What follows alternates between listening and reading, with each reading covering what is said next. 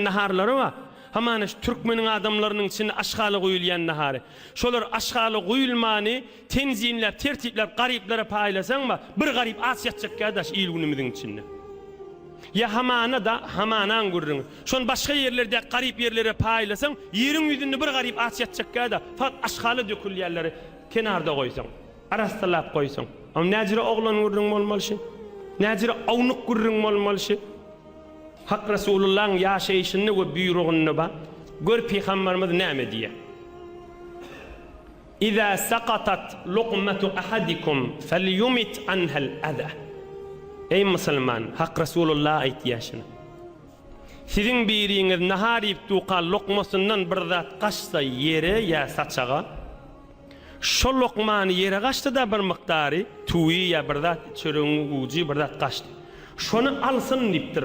Bir de emret yaşın Peygamberimiz.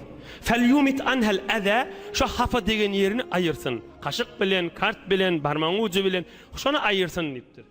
Vel yakulha, hafasını ayırandan sonra şonu iyisin diptir. Ve la yeda'ha lişşeytan. Onu koymasın, ona hafa mikrop taşını alıp, sinek taşını alıp da aşgalı üşeriyal etmesin diptir. İyi. Vel yeslut ahadukum as-sahfah. Nahari polunna tabağını sıyırsın arassalasın niptir. İtiyen yale etmesin niptir. Näme dip insan alma artıp dünya awadallığı artanla tabağın içindeki nahar şu duruşuna içi aşgal bol qalmalı maliyen yale etip koymalı. İtiyen yale etip koymalı.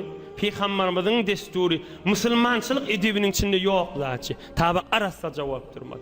Nahar qaliyadam azacık kenara uyuşurup koymalı. Ya ortasına uyuşurup koymalı. Mesela evin arasında cevap olmalı. Bir bernama, bir merikanın içinde kalmalı. Urruna değil, tertip, terbiyet, nezm edilmeli zat. Çağalardan özümüzden kişiçikleri. İyidi neymi?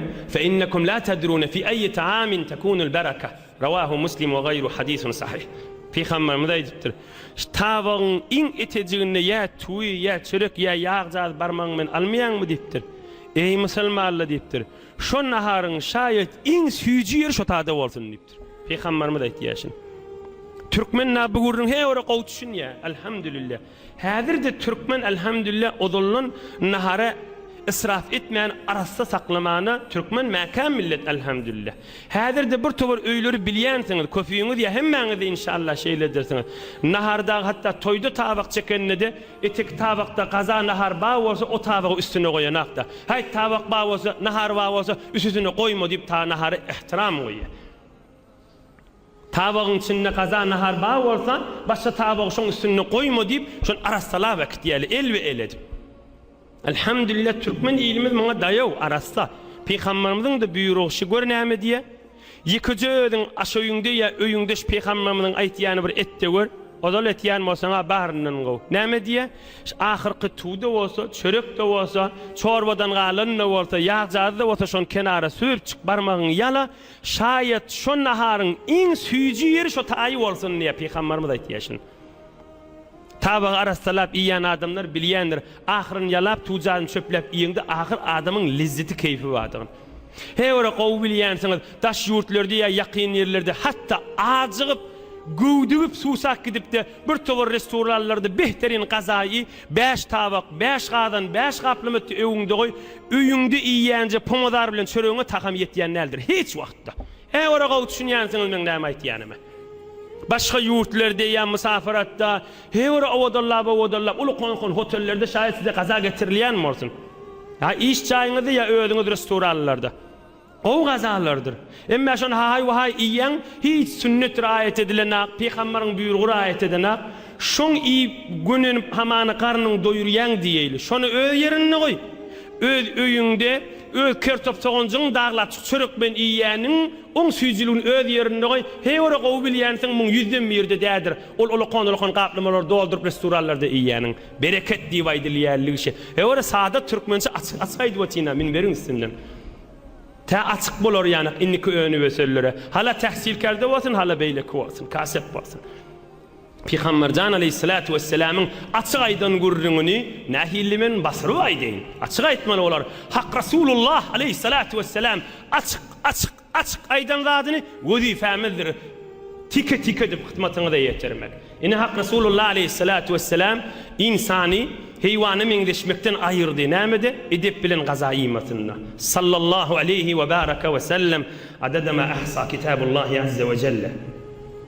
Ine peygamberimiň buyrugy men bir 3 tane fiqh Hanafiden okuyup berin. Ve fil hindiyye min el-israf terkul luqmati saqita min el-yed bel yerfa'uha. Fiqh Hanafide bawurrunşy. Elinden nahar saçaga ya tabaga ya kenara qaçsa şon tekebbürlük edip berip iýmesizlik günahkarçılıktır diýip aýtdy. Şonu peygamberimiň aýtýany etmeli. Näme etmeli? Afatyny aýyrmaly, iýmeli. İşte vurgurrunma, işten çekmeýän näme etmeli? Göreýliýin näme vurgurrunma. Ve fil ihtiyar şerh el-muhtar ve min el-israf en ya'kula wasat el-khubz ve yad'u hawashiya aw ya'kul man tafaqa minhu ve yetruku el-baqi. Çörek ýeňde hamana şoň ýymşak ýerini bir tohra adam gowurýar, bir tohra adam bereşdirek, gatarak bişen ýerini gowurýar. Öz halanyny iýjek diýip çörekde şoň halanyny kesip aýryp galanyny goýmak dogry däl. İlla en ya'kula minhu gayruhu yetenawalu fela ba'sa. Emma şunu bilýär, şol ýymşak ýerini alsa ya bişen ýerini, gatanrak ýerini alsa, ol dogony ya zinanasy ya adamsy ya enatasy ya başga bir galanyny iýjek, şonu aljak. Şol döküljek däl daşaryk. Şo ýagdaýda işgali ýok. Hamany öýde hanawadaň içinde ahlakda belli bir otaý, ýymşagrak ya bir gatanrak ýerini iýada şonu saýlamalylar. Megerinki öýüň içinde döküljek däl, sen ol bişen ýerini, ýymşak ýerini, poruk ýerini iýseňde o peti tarafyny iýjekmişdik türkmençe aýtsak. Bijire bolsa dökülmejek bolsa israf däl, günahkarçylyk däl. Emma sen bir mikdaryny alyp da galany äpberiljek bolsa ol israf bolar. Indi öňkü görüň işten çekmeýe ya gazadan galypdyr. Birini iýberseň de iýjek däl, ya döwrüňde adam ýok iýberer ýaly. Men näme etmeli? Dinimizde bükgülli ve gümmeryanlar görüň ýok, açyk jogabyny aýdýar fiqh Hanafida.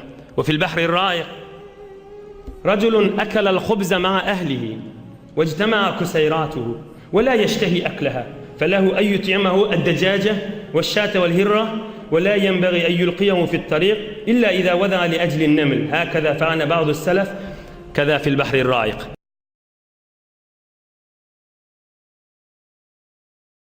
Sen işten çekmeye ya lokmadan kaçıptır yeri. İşten çekmeye ya doyupsun, caýy ýok. Hem saýaňy da iýberseň iýjek däl. Fiqh Hanafiň jogabşy.